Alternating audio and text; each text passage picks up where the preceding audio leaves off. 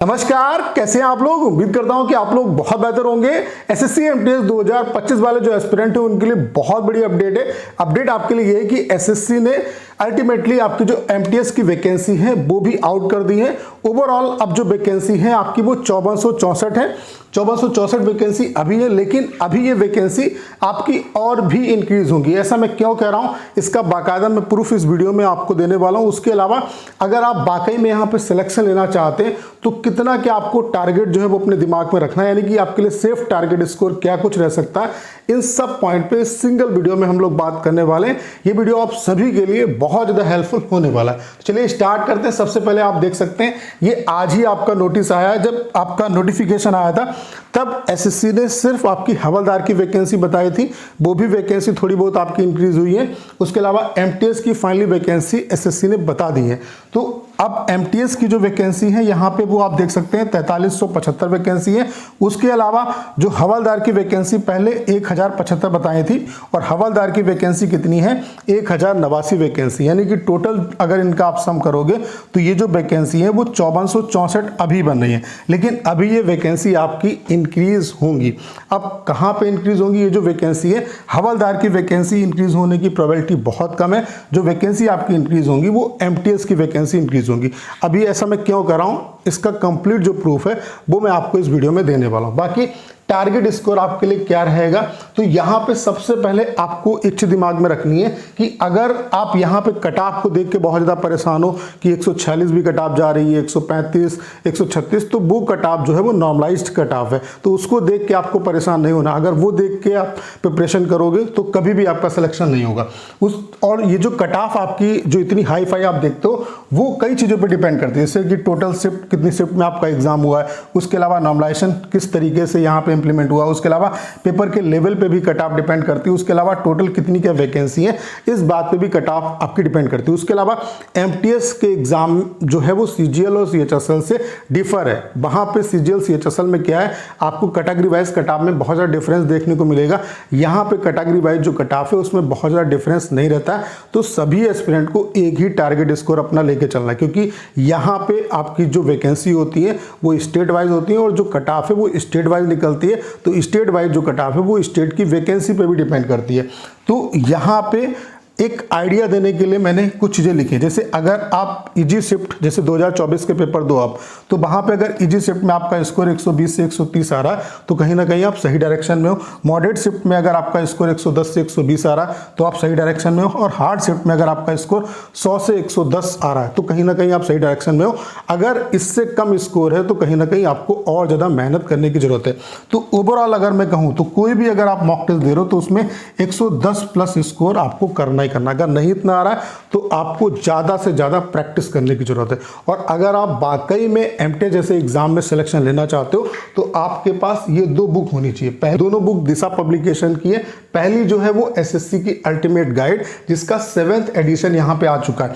इस बुक की खास बात क्या है कि जितने भी सेक्शन हैं आपके उनकी कंप्लीट थ्योरी आपको मिल जाती है। उसके अलावा 2015 से 2024 तक के प्रीवियस ईयर क्वेश्चन वो भी चैप्टर वाइज आपको मिलते हैं। उसके अलावा ऑथेंटिक और स्मार्ट सॉल्यूशन है। उसके अलावा ये जो बुक है वो कंप्लीटली आपका जो नया पैटर्न है उस पे बेस्ड बुक है, ठीक है।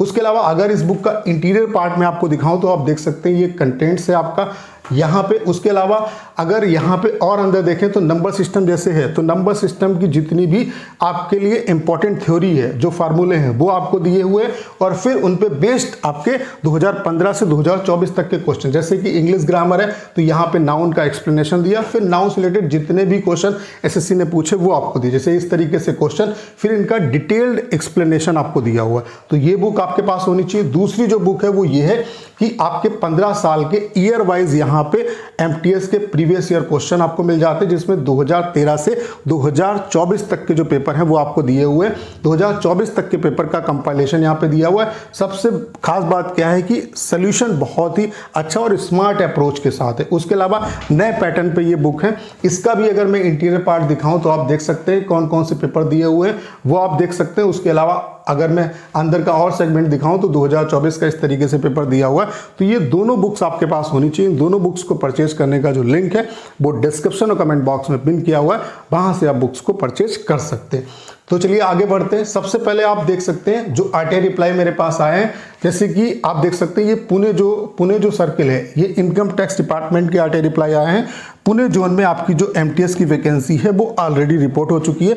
94 वैकेंसी यहाँ पे रिपोर्ट हुई है, जिसमें एमटीएस की अगर यूआर की बात करें तो 48 वैकेंसी रिपोर्ट हुई है, एससी की 13 वैकेंसी रिपोर्ट हुई है, एसटी की 11 वैकेंसी रिपोर्ट हुई है, ओबीसी की 13 वैकेंसी रिपोर्ट हुई है और ईडब्ल्यूएस की 9 वैकेंसी यहाँ पे रिपोर्ट हुई है। तो यहाँ पे आपकी 94 वैकेंसी ऑलरेडी आ चुकी है एमटीएस की, ठीक है।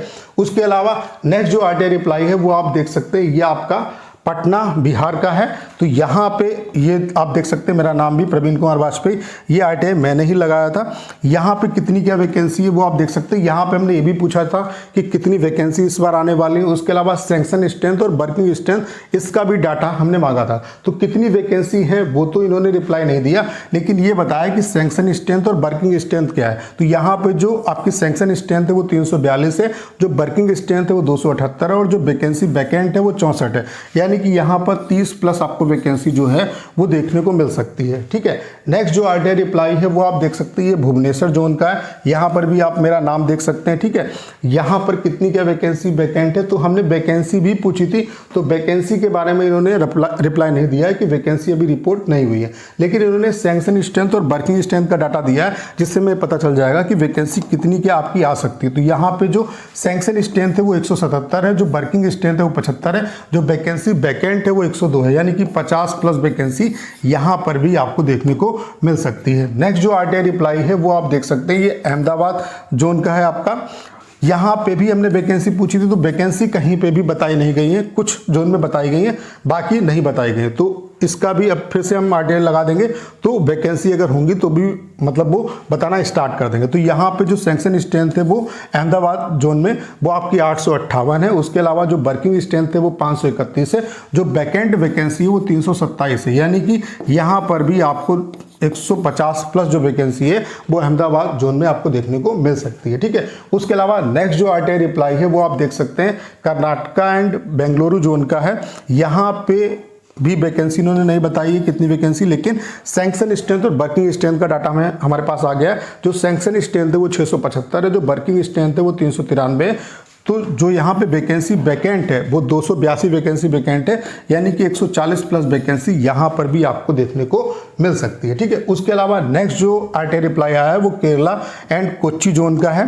इनकम टैक्स डिपार्टमेंट के मैं आरटीआई रिप्लाई दिखा रहा हूँ। तो यहाँ पर जो एमटीएस की सैंक्शन स्ट्रेंथ है वो 280 है, जो वर्किंग स्ट्रेंथ है वो 140 है, जो वैकेंट वैकेंसी है वो 140 है, यानी कि 70 प्लस वैकेंसी यहाँ पर भी आपको देखने को मिल सकती है, ठीक है।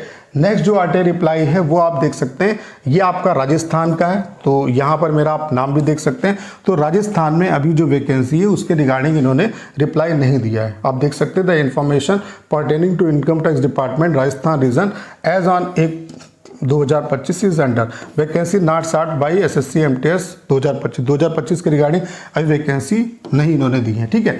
तो यहाँ पे क्या है कि यहाँ पे हमने, उसके अलावा आप राजस्थान का मैंने आपको दिखा दिया।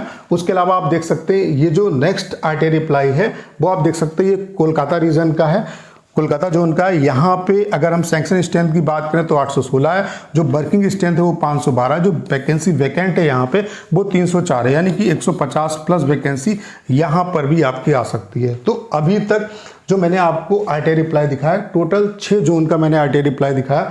ओवरऑल इनकम टैक्स डिपार्टमेंट में 18 जोन है, यानी कि 12 जोन का अभी आरटीआई जो रिप्लाई है वो आना बाकी है। 6 जोन की अगर हम वैकेंसी की बात करें तो अहमदाबाद में जो वैकेंसी वैकेंट है वो 327 वैकेंसी वैकेंट है, बिहार में 64 वैकेंसी वैकेंट है, भुवनेश्वर में 102 वैकेंसी वैकेंट है, बेंगलुरु में 282 वैकेंसी वैकेंट है, कोच्चि केरला में 140 वैकेंसी वैकेंट है, कोलकाता में 304, यानी कि 6 जोन में 1219 जो वैकेंसी वो वैकेंट है। अभी 12 जोन का आरटीआई रिप्लाई आना बाकी। तो आप ये समझ सकते हैं कि इस बार भी income tax department one of the best department होने वाला है। यहाँ पे बम्पर जो वैकेंसी वो आपको इस बार देखने को मिलेगी। उसके अलावा अगर हम बात करें कि टोटल कितनी क्या वैकेंसी आ सकती है, तो आप ये मान के चलिए ओवरऑल एमटीएस में अगर हम बात करें तो 5000 या उससे ज़्यादा जो वैकेंसी वो आपको देखने को मिल सकती है। और ओवरऑल अगर हम वैकेंसी की बात करें तो ओवरऑल ये वैकेंसी जो है वो 6 से मतलब 7,000 या उससे ज़्यादा आपकी हो सकती है। ठीक है, 7,000 या उससे ज़्यादा जो वैकेंसी है वो आपको देखने को मिल सकती है। तो अगर इतनी वैकेंसी भी है तभी कम वैकेंसी नहीं है, तो अच्छे तरीके से प्रिपरेशन में लग जाओ और अच्छे तरीके से जब प्रिपरेशन करोगे तभी कहीं ना कहीं सिलेक्शन होगा। और जो क्वेश्चंस आपको मतलब जिनकी प्रैक्टिस करनी है वो प्रीवियस ईयर क्वेश्चन ही प्रैक्टिस करो, क्योंकि जो नई एजेंसी वो भी प्रीवियस ईयर क्वेश्चन बेस्ड ही आपके क्वेश्चन पूछ रही है, टीसीएस के ही क्वेश्चन पूछ रही है। तो इनके लिए आप ये 2 बुक्स ले सकते हैं दिशा पब्लिकेशन की, ये आपके लिए बहुत ज़्यादा हेल्पफुल होने वाली, ये कंप्लीट गाइड है आपकी। और दूसरी जो है ये आपके प्रीवियस ईयर क्वेश्चन की बुक है, जिसमें 15 साल के आपको प्रीवियस ईयर जो पेपर है वो मिल जाते हैं। तो इन दोनों बुक्स को परचेज करने का जो लिंक है वो डिस्क्रिप्शन और कमेंट बॉक्स में पिन किया हुआ है, वहां से परचेज कर सकते हैं। तो करना क्या है, इस वीडियो को शेयर करना है। उसके अलावा अगर आप चैनल पर नए हैं और आपने अभी तक इसे सब्सक्राइब नहीं किया है तो प्लीज़ चैनल को सब्सक्राइब करना मत भूलिएगा।